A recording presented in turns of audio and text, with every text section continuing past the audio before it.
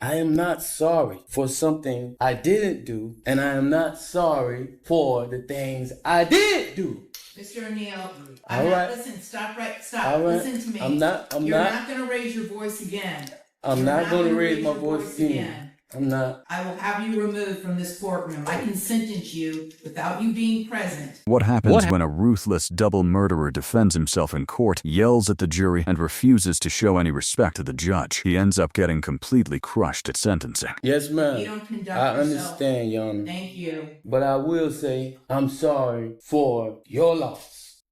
19 years I've been at this job. I've seen human beings killed at the hands of others in every way imaginable. You name it, I've seen it. Shootings, stabbings, drownings, suffocatings, blown apart by cars, some DUI manslaughter cases. Horrible things.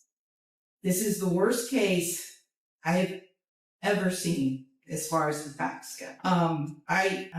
When the person from fire department, when he testified, and when he said that he retrieved the body of Ronivia O'Neill from the home, and all he could do was sob. It took every ounce I had not to start sobbing too, because there is no way any person with any feeling could have witnessed or seen the photos of what occurred that night and not be haunted for the rest of your life. This is a rare and emotional courtroom moment. Most judges stay calm and show very little emotion, but during sentencing, the law requires them to look at the complete picture of the crime. In Florida, judges must consider what are called aggravating factors before deciding the punishment. One of the strongest aggravating factors under Florida Statute Section 921.141 is whether the crime was considered quote-unquote heinous, atrocious, or cruel. Lawyers often call this the hack aggravator. In simple terms, it means the crime was not just violent, but carried out in a way that caused extreme suffering and showed complete cruelty. When Judge Sisko says on the record that these are the worst facts she has seen in her 19 years on the bench, she is making it clear that this case fully qualifies for that powerful hack aggravator. I know I will be. For the rest of my life, I'll be haunted by what I saw as far as the evidence and just the abject cruelty of it all. The abject cruelty. And I was aware, because I reviewed a lot of the discovery ahead of time, as you well know, did a lot of in-camera inspection of a lot of documents. And I was aware there was some evidence, at least, that when you needed to recover from your gunshot wound, that neither your parents nor your Aisha, Miss Robinson, would let you come recover at their home. I don't know if it's true or not. I'm not going to get into a dispute. I'm just mentioning there was some evidence referencing that in the records. And all I could think about, because I knew that Miss Barron was not with you romantically at the time. And I knew that she just out of the goodness of her heart let you come stay with her. And it is beyond tragic that critical decision ended in so much horror for her and for her children. It is unspeakably cruel what happened as a result of that one decision. The way that Miss Barron died was horrific, and that 911 call, which captured truly all of it.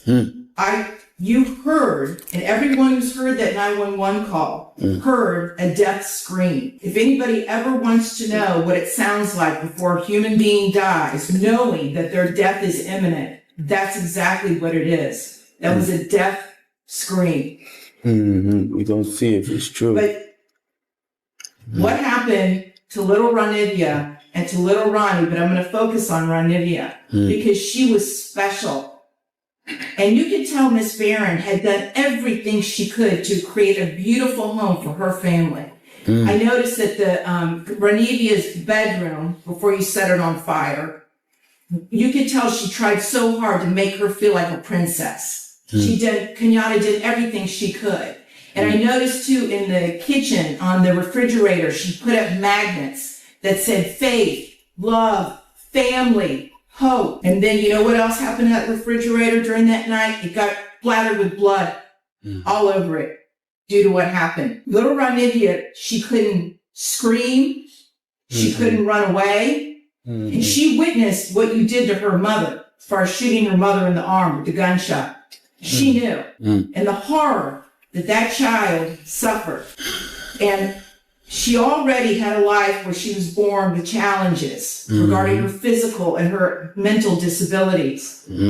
But the pain and suffering that she suffered that night at your hands, unspeakable, absolutely unspeakable. And at the moment, that first time you struck her with that hatchet, and little Ronnie testified that all he could see was tears coming out of his sister's face. At that moment, that child knew she was being betrayed in the cruelest, most tragic, and sorrowful way that a child could ever be betrayed. She was being betrayed by her parent, the one person that should be there to protect their children and love them and keep them from harm. And that was the last thing that child felt before she passed on from this earth, was your utter, cruel betrayal to her. That is incredibly difficult to hear. From a legal standpoint, the judge is pointing to one of the strongest reasons for the harshest sentence possible. Florida law treats crimes much more seriously when someone abuses a position of family trust, especially if the victim is a child under the age of 12, by stressing that he was her father, the one person legally and morally responsible for protecting her.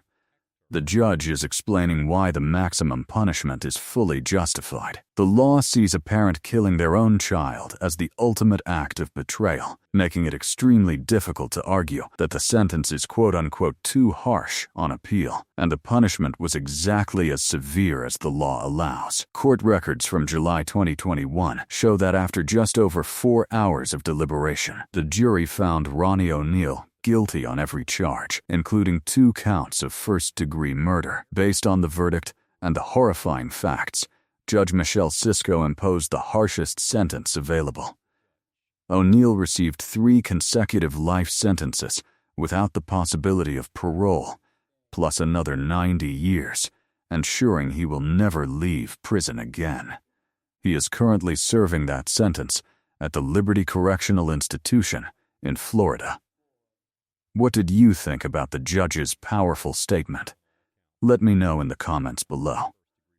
And don't forget to like and subscribe for more courtroom breakdowns.